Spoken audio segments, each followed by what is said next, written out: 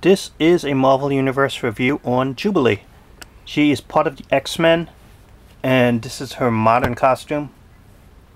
Before we get to the review, it does have this X Factor comic cover by Jim Lee. I really don't like this little comic cover because it really serves no purpose. To be this small at this scale, it's just not cool.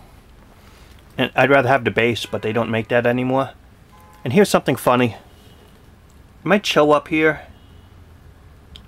It's tough to see, but Jubilee has her 90s costume. And this is the more modern one. I'd rather have preferred the 1990s look to the character, like the one from the cartoon, than this more modern take. But it is an established costume in the comics, at least. It's not something they made up in terms of design. It does have an energy purple effects blast that she could hold. And you can use it for either hand. It's her power is basically to like plasma things that explode. And pretty cool. At least they gave you something. But other than that little comic panel in this, there's nothing with the figure. You do want to check the face. A lot of people have reported paint application errors that look obviously bad. So you want to make sure about that. The head sculpt is new. It's nice how they put the sunglasses she usually wears on the top of her head here. And it has earrings that stand out, just like in the comics. I'm going to show you the sculpting here. Hopefully it shows up pretty good. She does wear gloves, and they're black here. Little forearm showing there.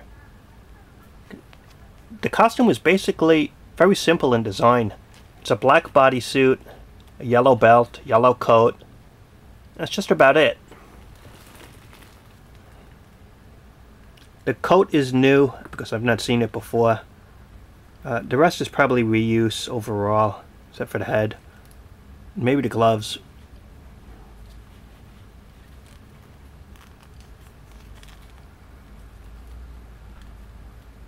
And articulation, pretty good, up and down, side to side.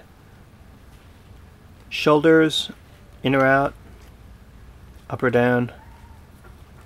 Right here, one point at the elbow, and you can spin it around. But there doesn't seem to be a really good range because it's sculpted like a coat pot. It gets in the way a little bit. Right at the glove area. At the top you could spin that. And this is an open pose, and that's an open pose. Upper body here. You can spin that for articulation, up and down, but nothing at the waist here.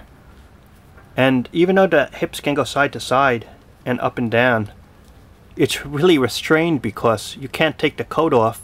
And even if you do take the coat off, the arms here are part of the coat.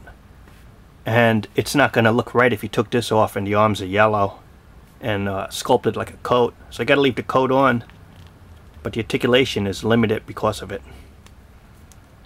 And you got the upper articulation there. Double knees for articulation. Articulation here at the top. And really nice and a surprise, up and down. And they made ankle rockers for Jubilee. Check that out. So they did give quite a bit of articulation, but it's also hampered in a way. Not an essential character, but if you were a fan of the 1990s X-Men, you know of her. And it's a fan-demanded character, and I'm glad to finally get a Jubilee figure on an X-Men display. It's about time. And also they are going to make one for the Marvel Legends, and it's going to be using this same costume. So that's going to be cool as well. Overall, Marvel's Jubilee figure, not bad that they finally made this character in the Marvel Universe. It's been a really popular character and in a lot of fans' lists that they want it made. And it's kind of a shame though that it's not in her classic costume from the 90s and the X-Men animated television show. This is more of a recent costume. At least it's still traditional enough that fans can accept it as a pretty cool costume that she has. The sculpt is pretty nice, the overall presentation, even though it is kind of plain, just being mostly black and yellow. It could use a little more creativity, I guess, in design. It's also nice that they gave an accessory use our powers. So that's it. Comment, subscribe, and thanks for watching.